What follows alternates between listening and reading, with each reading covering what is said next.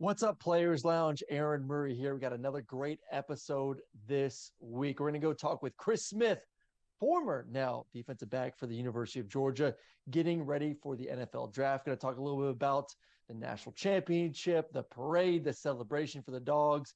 And then, since football season's over with, we'll start to transition a little bit into the basketball world as well. And the Dogs, they finally got a basketball team. They're kicking some butt right now.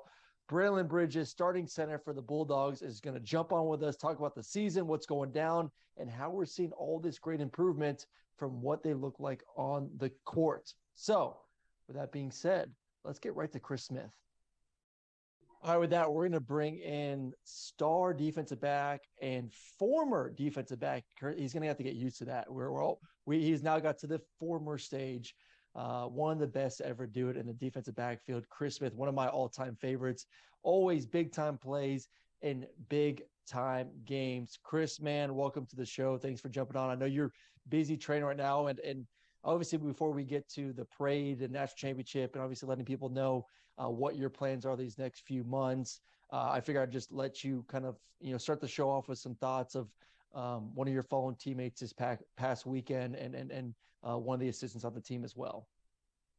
Yeah, man, it was just a tough situation, man. When you lose anybody, especially those two people, the kind of people they were, they just put a smile on everybody's face around them. And rest in peace to Devin and Chandler. I'm praying for Warren as well, and I just hope for a speedy recovery for everybody involved. And I'm praying for the families involved with the deaths of those two amazing people, man. I just can't imagine what it's like to go through that. And me personally, losing a brother, I just try to wrap my arms around the team. Since I can't be there in person, I just try to check on everybody, make sure they're good.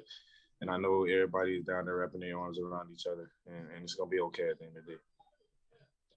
Yeah, it's the one thing that you and I both know, the Bulldog family's tight, and no matter what your spot is, from player to assistant, coach, janitor, whatever it is, like you're once a Bulldog, always a Bulldog, and it's a tight knit family. So thoughts and prayers with all the families, all the players, yourself too, and continue to pray for everyone involved in that, and those that are still affected and maybe injured, that they get back in a speedy way. Always a tough transition, but we're going to try to make that happen here in this show right now. I do want to go to the celebration, man, because it was fun. It was cold. At times, sun did show up a little bit, and we had a good time there in Sanford Stadium. What was the difference between last year to this year, from the parade to being inside Sanford, kind of celebrating with the fans? Um, it really wasn't much different. Kind of maybe I guess you could say the temperature and the weather, because when we first got in the stadium, like, and driving down the big hill on the way to the stadium, it wasn't that cold actually. But then our section was like kind of like in the shade, and it got a little chilly over there for sure. But it's definitely a great experience. We just get to see, like you said, just the Bulldog Nation just all come together and celebrate something so great. We had a very great crowd. They showed us a lot of love. And we just got to be able to recap the season, man, and just basically just close it out on such an amazing note, man. It was just so happy to be around everybody for a final time. See a smile on everybody's face, and just being proud of the goal that we accomplished, man.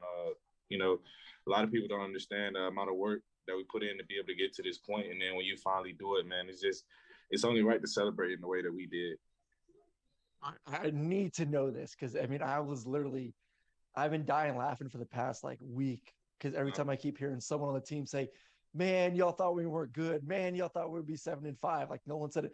I'm like, who the hell thought you guys would be 7-5? Like, where did Kirby get that from, or who said that? Because I'm like, everyone knew that you guys were gonna be, win the East, compete for an SEC championship, compete for a national championship. Like, I'm like trying to like Twitter search anyone who said anything negative. Like, how did Kirby or anyone in that locker room get y'all believing that people thought that you weren't that good this year? Well, I will say personally, I haven't heard anybody say we're gonna go 6-6 or 7-5. But there were, I'd be lying if I didn't say it were doubters out there, and there were people that predicted us to lose certain games, and us as a team and how we view ourselves, we don't want to lose any games. So I think that's kind of what that mentality spiraled into. Just but like you said, we had a lot of doubters. Definitely, a lot of the doubters did go down as the season started and began to go on and so on and so forth. But it just, like I said, always having something to be motivated for, always trying to prove somebody wrong who doesn't believe in you. And we know we got a lot of believers, of course, but we just try to, like I said, try to give ourselves a little extra motivation to be out there, to go out there and compete at our best at the end of the day. All right, I this just came to me right now. I don't know if you watched the Michael Jordan documentary when COVID first started, but like MJ would always find something to get pissed off about, like any little thing. Like a coach looked at him the wrong way. One time, a coach was at the same restaurant, opposing team didn't say hi to him, whatever it was. Like he would make some BS up to go get pissed off. To me, I feel like Georgia maybe is like getting to their MJ stage right now, where you guys try to find any little thing to get ticked off. I mean, does that kind of resonate at all with you guys? Yeah, I mean, it definitely resonates. And, sometimes, a lot of times, it's true. Like somebody might have say something. It might be a opposing team, opposing coach, somebody in the media and things like that. And we hear those things. And like I said, we got a lot of dollars, but we had a lot of supporters as well, if not way more supporters. So at the end of the day, I'm thankful for it all. Doubters, supporters. It all helps us get to the ultimate goal that we wanted to get to at the end of the day. All right. So our boy Stetson, one of the co-captains on that stage. I know there's been a lot of talk about kind of his comments afterwards, and he was someone that you want to talk about some doubters. He had a lot of doubters the past 2 years, and I think got a lot of fans from kind of what he's been through. And I don't think there's anyone that doesn't respect Stetson and love the story. Was that kind of his moment to like kind of let some of that steam off finally and just let the fan base know, yeah, I still love you, but I did prove you pretty damn wrong. Yeah, I guess so. And just like I said, at the end of the day, man, I'm just super proud of Stetson, man. Just like you said, man, he had a whole lot of doubters, and even I would see a bunch of that stuff just scrolling down, and just some of the things people would say about him is just not something you should say to anybody, especially let alone put it on social media for everybody to see. And at the end of the day, out of everybody on the team, man, he probably had the most doubters, and he proved them all wrong, man. He took us to back-to-back national championships and became the greatest Bulldog of all time. Hey, there we go. That's what I like to hear. All right, so you're former now. Is it like kind of sunk in yet that you're now an old guy? Like your fingerprint ain't gonna work to get back in the Butts mirror anytime soon. So it's always weird. Like remember my first time I went back to the Butts after I was done. I was like, you got to be kidding me. I can't get back into the building anymore. They took my fingerprint out of the system. How weird is that going to be when you can't just walk in around? They'll still obviously welcome you in, but that fingerprint might not work at the front door. Yeah, it didn't really hit me until how you kind of still like in little group chats and stuff that tell you what time meetings are and things like that. And a meeting time that came up, and I'm like, I don't have to go.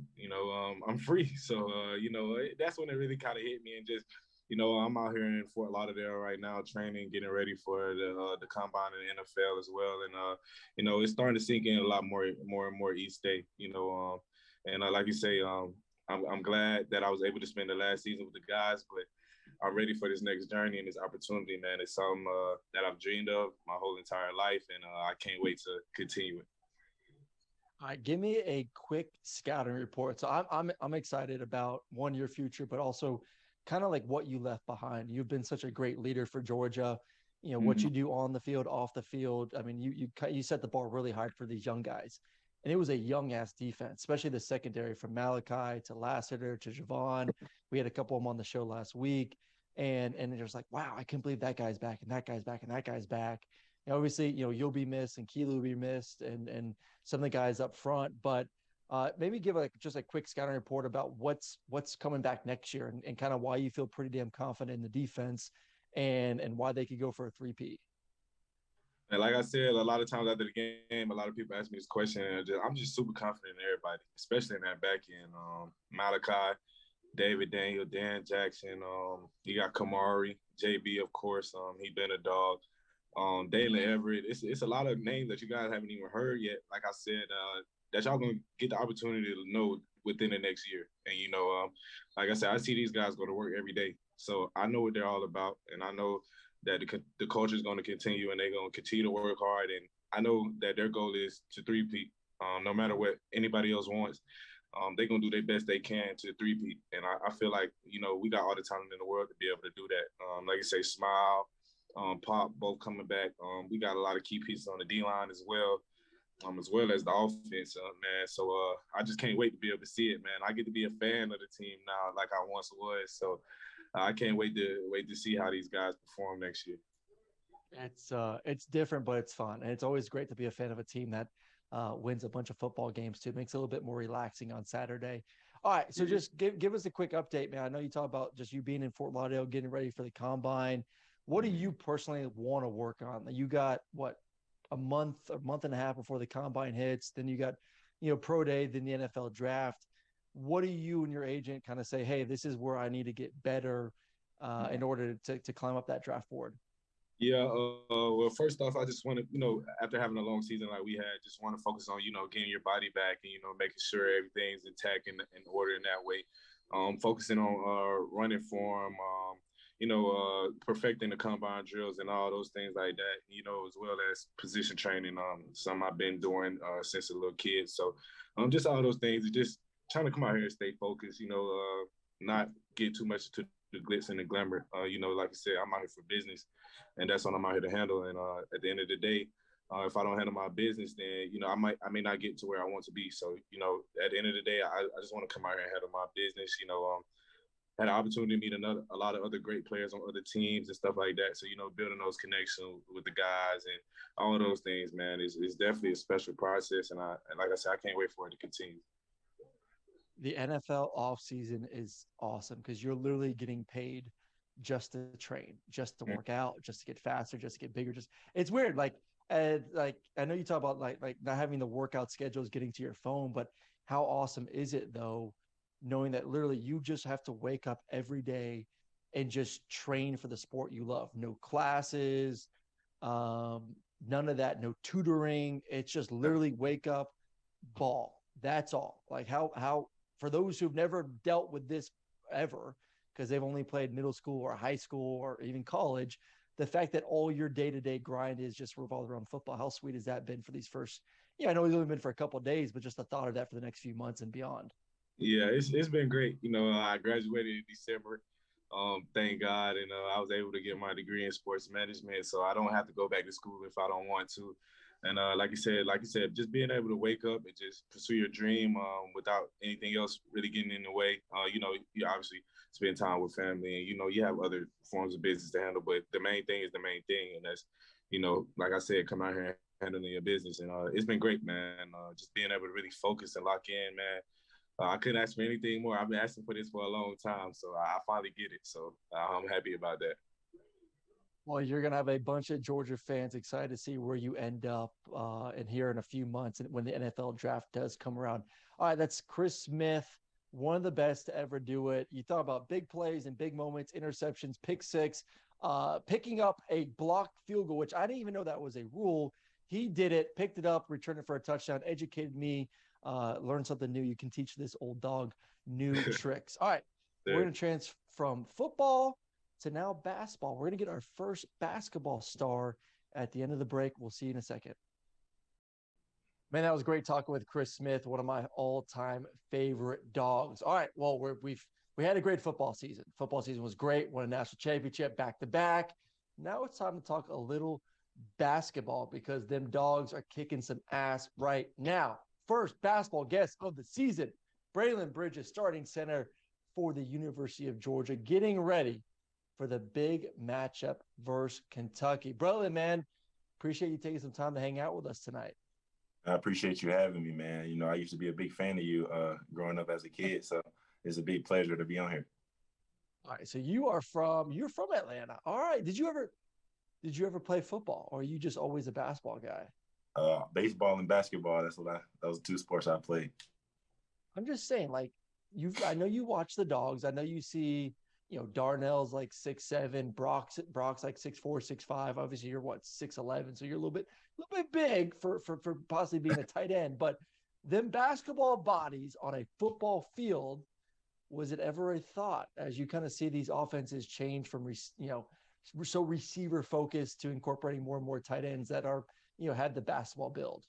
Yeah, tight end was a position I would play. So I mean, my dad wanted me to play. My brothers played growing up a lot, but it just didn't fit me. So I mean, once I kept growing, my dad said stick to basketball. So that's what I chose. I don't know. I probably a smart move. I don't know if I've ever seen a 6'11" tight end on the field. Georgia's had some big ones. We had Ben Watson was like 6'7", 6'8". Obviously Darnell was like 6'7". I mean, just an absolute freaking beast. Who would be, looking at your basketball score right now, who would be the best football player? So just a little background on this. So Jay Rome was a tight end for me. Jay actually played on the basketball team. So he'd do football season with us and jump over to do the basketball.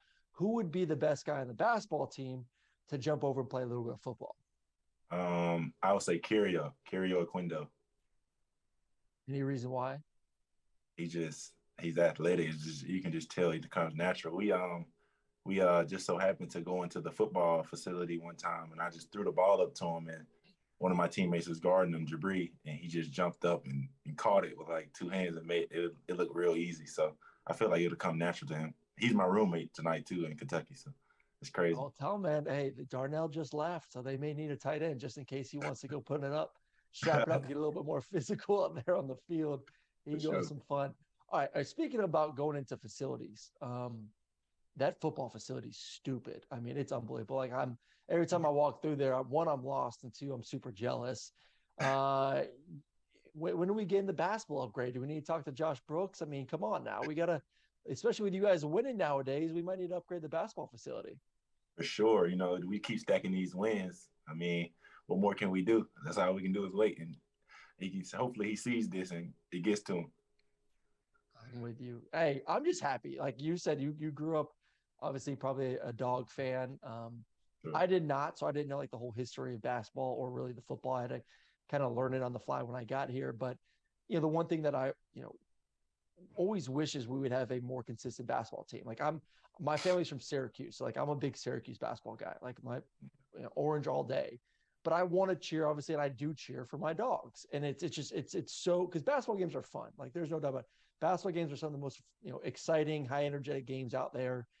Like, have you seen, with you guys winning and having success this year, kind of more energy in that arena there at Stegman, and fans really jumping on board, jumping from now football season to basketball season? For sure. I mean, I feel like they believe in us now. I feel like we shocked a lot of people, but I mean, I feel like the more we continue to win, the more crowds. I mean, Mississippi State was like almost sold out on a Wednesday. That's never happened like since. So I mean, I feel like it's continuing to grow. So the more we win, the more belief comes in Athens. Hey, and I'm gonna have to take my little man to a game here soon. So what I really want to know, I mean, so Mike White, new head basketball coach from Florida, longtime Florida basketball coach. Any like ex-girlfriend awkward vibe type moments in that Florida game a few weeks ago? Like he'd been there for a while, jump ship, go to the rival. It's kind of like you break up with your girlfriend, you start dating her best friend. Was there any kind of those feelings on the court? I mean, yeah, of course. I mean, I know sadly we didn't get the win. Obviously, he wanted that win. We wanted that win for him. But I mean, we'll get back when they come here. Come to Athens. I'm just happy he seems to be adjusting well to the red and black, and he knows that orange and blue don't look that good, but red and black, that looks a lot better on the body. So yeah. What's been the biggest difference with him? Like as like head coach with you guys right now, what's been kind of the one thing that he's instilled in you guys from a cultural standpoint that is guiding to the level where you guys are playing right now?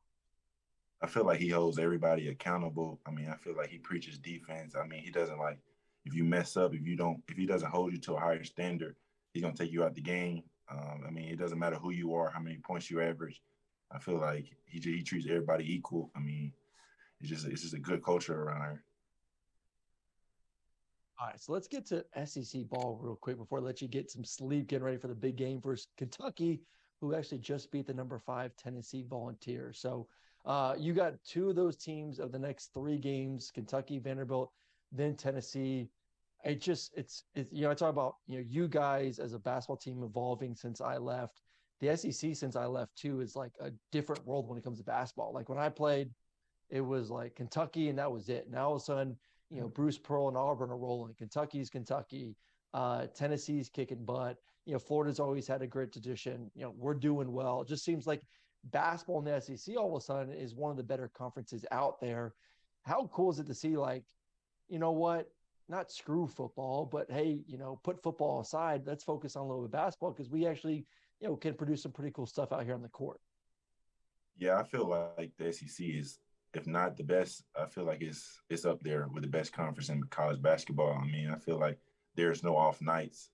Like in college football for Georgia, I feel like there's no off nights. There's no teams that you can look over. There's no teams. I feel like every team in the SEC has a pro, and I feel like you got to bring your A game every night. You do. I was even looking at the schedule right now. Even Alabama, like I've always thought for so long Alabama football, and they're, the way they run their offense and how many times they shoot 3-pointers. It's just a high octane offense. Yeah. Last one before I let you go. Obviously, the success of the football team and winning back-to-back national championships. How does that affect kind of what you guys do? I know, like, I was boys with a bunch of basketball players. I'm sure you're boys with a bunch of the guys on the football team. How does seeing their success help, motivate you guys to go out there and do what you're doing? I mean, yeah, that motivates us a lot. I mean, they're winning. I mean, it feels good. I mean, everywhere they go, they like celebrities. So, I mean, you want that feeling too. You want to win. So, I mean, you want to get the same treatment. So it's motivation, extra motivation for us to go harder and continue to stack wins. Get that recognition, get the NIL deals, baby. Get that money while you can in college. For sure. You guys living the life out there. All right, man. That's Braelen Bridges, starting center for the University of Georgia, getting ready for their big game versus Kentucky. Got a great stretch ahead of them. Kentucky, Vanderbilt, then Tennessee. Georgia basketball. My dad texted me the other day, said, we're going to get some tickets, go watch some dogs, go out there and kick some ass. So appreciate him jumping on, and Chris Smith on the show this evening. And we'll be back next week once again with another edition of the Players Lounge.